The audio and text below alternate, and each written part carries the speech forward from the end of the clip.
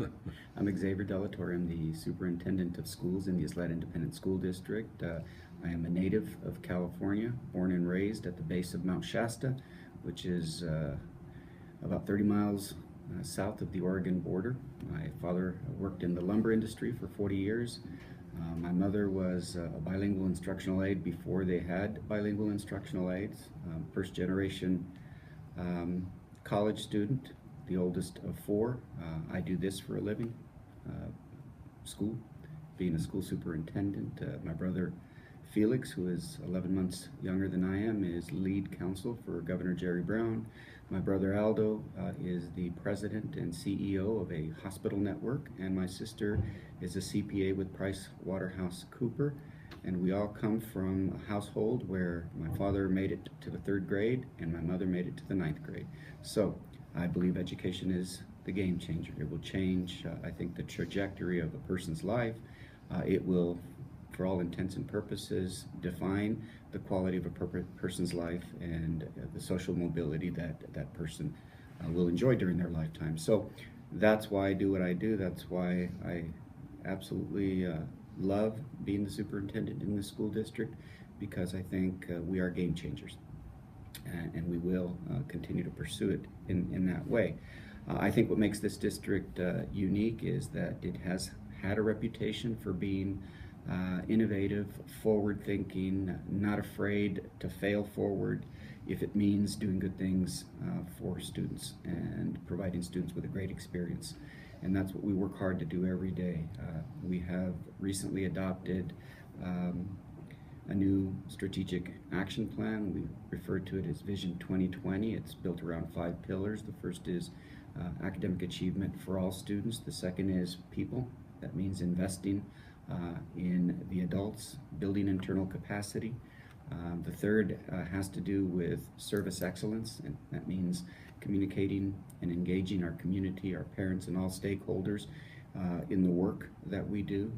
The fourth is being fiscally responsible stewards of our public's resources. And the last is college and/or career readiness, and that's probably the most important of the 5 pillars, but they all support one another and work in synergy with one another. We have, since my arrival, I think, made great progress.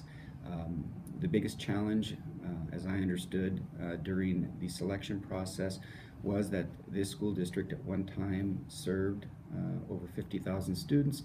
Today it serves 42,000 students, so we've been in a pattern of declining enrollment for about 25 years. And that's a challenge because it means you get less revenue every year, but the challenge is the demands are still there.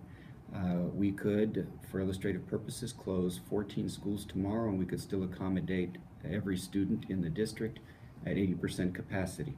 What compounds that challenge is that we have an older demographic in this school district. The folks that live in the Ysleta Independent School District they themselves attended our schools. Their children, their grandchildren, and some other great-grandchildren have attended our schools. And so it's a mature community, and yet the district has been around 100 years, and so we needed to address decaying facilities.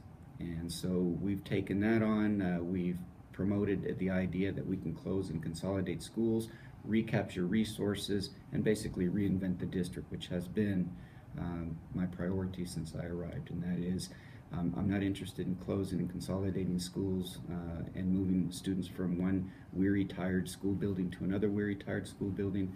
I want them to get a great experience, and to do that they need to have access to a 21st century learning space, the kind of space that I think reflects and supports the experience that they will have as adults in the workforce. So we were bold, and with the support of our school board, we went out for a $430.5 million facilities bond this past November. And as I said, it's a challenge, because if you have a mature population, it's one thing to pass a bond in the Socorro Independent School District that sees 1,000 new students every year, and there's housing developments going on, and everything about the bond is exciting, it's sexy, right? New schools, new gyms, new facilities. It's another thing to convince people who have already assumed a big tax burden for many, many years to support their children and grandchildren, it's hard to ask them to continue and increase that tax burden on behalf of folks who, or students who aren't their children any longer or any relation. But I think it was a real testament to how close-knit this community is and how much it values education. They passed the bond by a 60-40 margin, and so we've got 5 years of new construction, remodernization, technology upgrades, safety security upgrades, district-wide, that will take place over the next 5 years, and then we'll go back out and ask them for more resources, because it's a large school district. It's been in place for 100 years, and the students deserve nothing less. So we're really proud of that, but ultimately what we're focused on is a great educational experience, and that begins with getting them into the school district as early as possible. So we were the first district to introduce universal pre-K for all children, regardless of whether or not they met the eligibility requirements. Typically you have to be low income, an English learner, or have family in the military to attend our pre-K programs at no cost. What we've decided to do is make that available to any child district-wide, and even those children who live in neighboring school districts who may not have the resources to pay for a formal pre-K program, and allow them to come to our pre-K program at no cost, regardless of their financial reality. And the reason we do that is we believe that foundation is the key to really improving the academic achievement of students.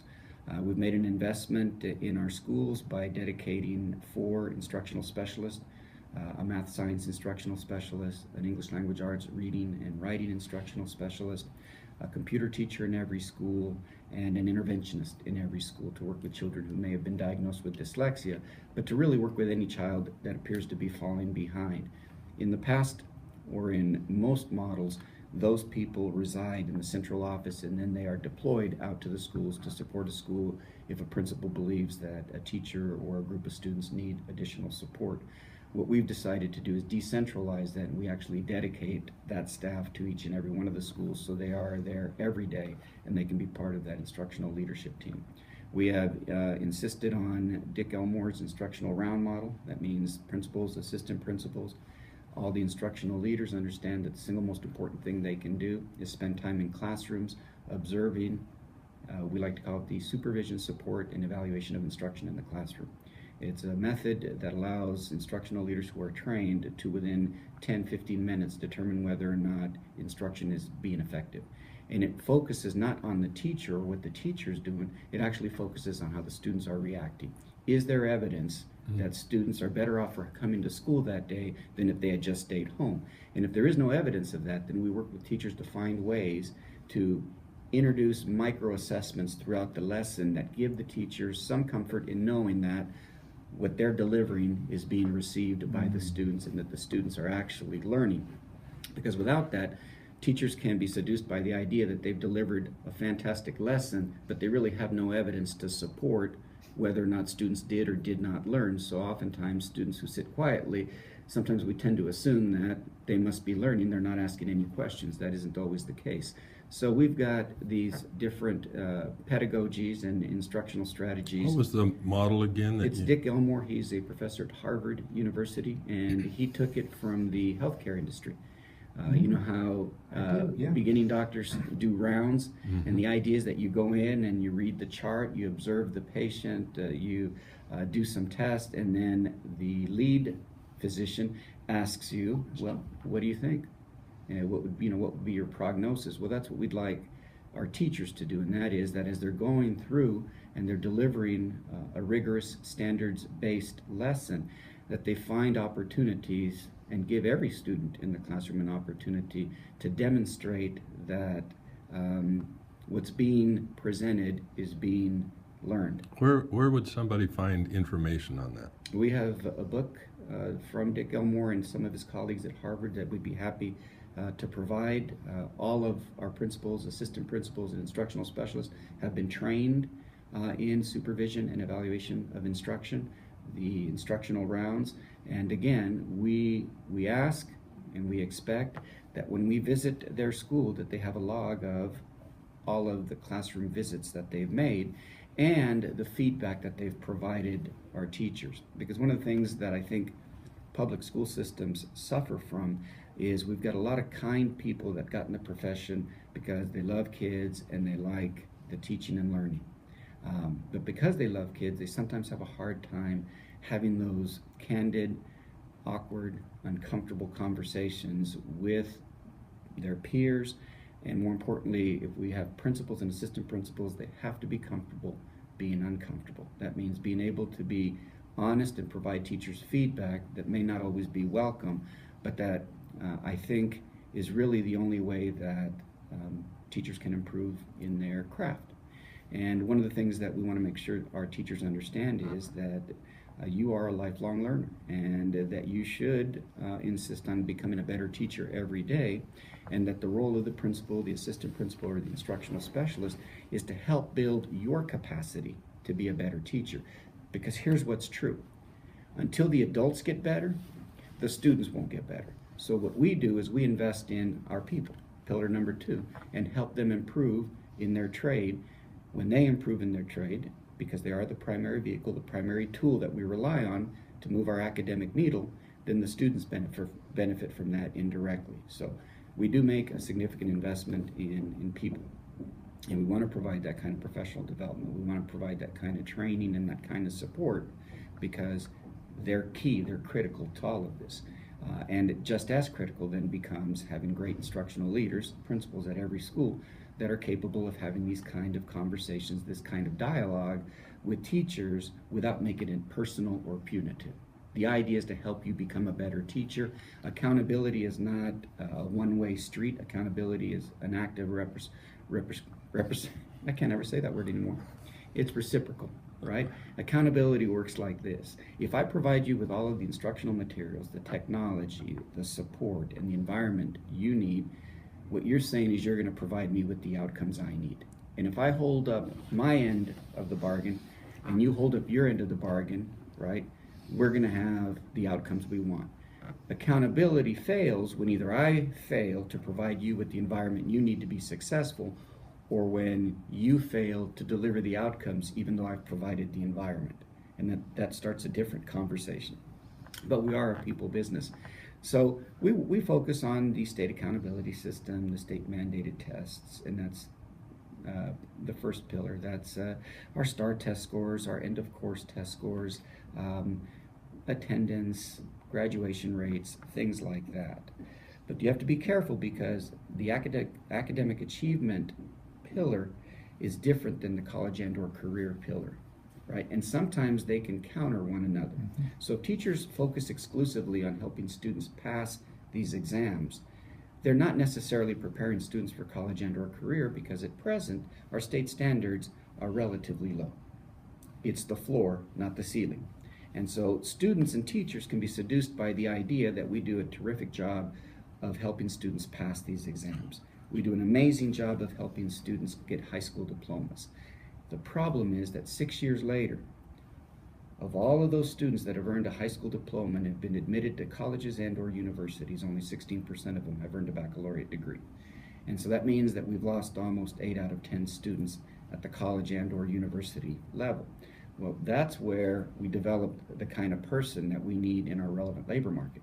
That's where we develop the kind of resource that we need to fuel the kind of economic prosperity that we've enjoyed as a country for 2 centuries. It doesn't happen with a high school diploma. As a matter of fact, I like to remind people that having a high school diploma or not having a high school diploma isn't going to be vastly different. You're still going to likely be eligible for the same kind of job, and that job doesn't come with a living standard wage. It's that baccalaureate that's become the new high school diploma. And so we have to find a way to promote college and or career. So on the left hand, we have state mandated assessments with relatively low standards. What we're focused on is college and or career, and those indicators include the number of students that take and pass algebra in the 8th grade, the PSAT and scores on the PSAT, the number of national merit scholars that we put out every year, how we do on ACT, how we do on SAT, national norms. How do students do in El Paso relative to the entire country, not just to this region? Because if you just focus on this region, you can seduce yourself into believing that you're doing really well until you realize that as a region, we perform very poorly compared with the rest of the country.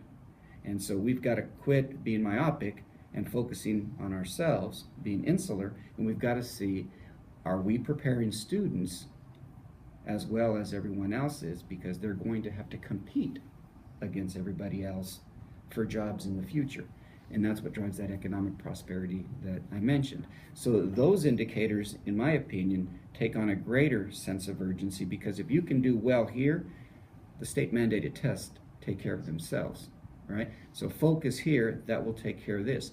If you exclusively focus here, you may lull yourself into believing, you may convince yourself that you're being successful, but you'll keep that 15% baccalaureate rate going if you don't do something on this end.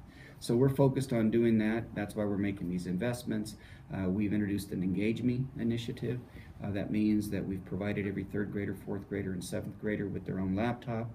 The idea is that they can take this laptop home, because the instructional day should not be limited to 8 o'clock to 3 o'clock. What we'd like to do is we'd like students to continue and learn at home and in the evening. So for those students who may or may not have access to the internet because of their economic realities, the programs are actually loaded onto the device.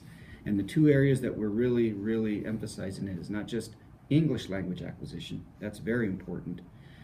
But unfortunately, the English language acquisition is different than academic language acquisition. It's the academic language acquisition that you need to be successful in a college and or career environment. The conversational English is not going to help you in terms of how you communicate, collaborate, problem solve, think critically at a college university level experience. So it's that academic language, that expanded vocabulary, the ability to articulate or make a compelling argument for something that makes the difference. And that's evident when you see samples of how students write today. And you know, one of the Achilles heels in terms of writing is texting. And the fact that they've gone to this abbreviated shorthand way of communicating with one another, that's counter to the kind of academic language that we want students to utilize on a regular basis. So we're emphasizing that. And the way we are approaching both of these areas is with software programs, with training for teachers, with a more rigorous English language arts reading, writing curriculum. We insist that all students be literate by the third grade, and we've put, I think, strategies into place to make that happen, one of them being universal pre-K. We insist that the number of students who score at the advanced level on the STAR test, which by the way is the only level that is actually college and or career. And at present, most of the school districts in this area range anywhere from as little as 10% of the students performing at advanced level to, in some cases, 18%. Well, that's the same number of students that are getting a baccalaureate degree in 6 years. So we're talking about that same small population of students, and that's just not acceptable, because that means... What is the goal that you would like to see? In the 5-year period that the Vision 2020 Strategic Action Plan covers, the goal is to increase our current 16% to 25%, 1 in 4. And then when we revisit our Strategic Action Plan 4 years from now, 3 years from now, then the idea would be now we'd like to get 1 in 3, or 33% of them, and over time start to move that academic indicator of who is and who isn't college and or career ready. Because if you look at our state mandated testing, our accountability system, we appear to have 80%, 90%, 78% of the students who are meeting or exceeding the standards. But the standards are anemic. It's all of this over here that's the true indicator if somebody is college and or career ready. It's when you compare students in the Ysleta Independent School District with students in the New York metropolitan area, in the Dallas-Fort Worth area, Los Angeles, the Bay Area, the Silicon Valley, because that is the relevant labor market in their future. The way technology is accelerating everything, competition is no longer with the little boy down the street or even with the boy across town. It's with everybody and anybody. And it's primarily with students from India, China, and Europe. And I know that, having been the county superintendent of schools in Santa Clara County, and having had many conversations with corporate leaders, Fortune 500 leaders, their biggest concerns are the quality of the public school system, and that's why they tend to be very supportive of charter management organizations, and the other is immigration. Well, the reason they're interested in immigration is because there's a capped number of visas that this country administers every year. They can't find the labor domestically. They need to see that increase so that they can recruit and import talent from China, India, Europe, and other countries. And they're concerned that we're incapable of providing them with the kind of worker they need to thrive. That then threatens their economic opportunities. That concerns them. And so what you're going to see is more and more of that concern, because our country, both the economic prosperity as well as our national security, depends on our ability to educate this generation of students. And this generation of students is very different than the generation of students that we've had in the past. They're poor, they're browner, they come with more special needs. It's a far more challenging generation of students with a lot of additional distractions that they have access to that we didn't. We rode bicycles, played baseball, football, and basketball year-round. They've got access to so many things that they're in danger of sitting at home all day and playing video games, listening to music, and doing things that are sedentary in nature, and that's not good for our country. And that's why I think we also make a huge investment in this district, more so than any other district, in the visual and performing arts. Year in and year out, you won't find a neighboring school district that can compete with the Ysleta Independent School District in the area of visual and performing arts. And we make quite an investment in athletic programs, co-curricular and extracurricular programs, because it's what keeps some kids in school and keeps some kids engaged. And I need them to come if I'm going to help them learn. And that's sort of the approach we've taken.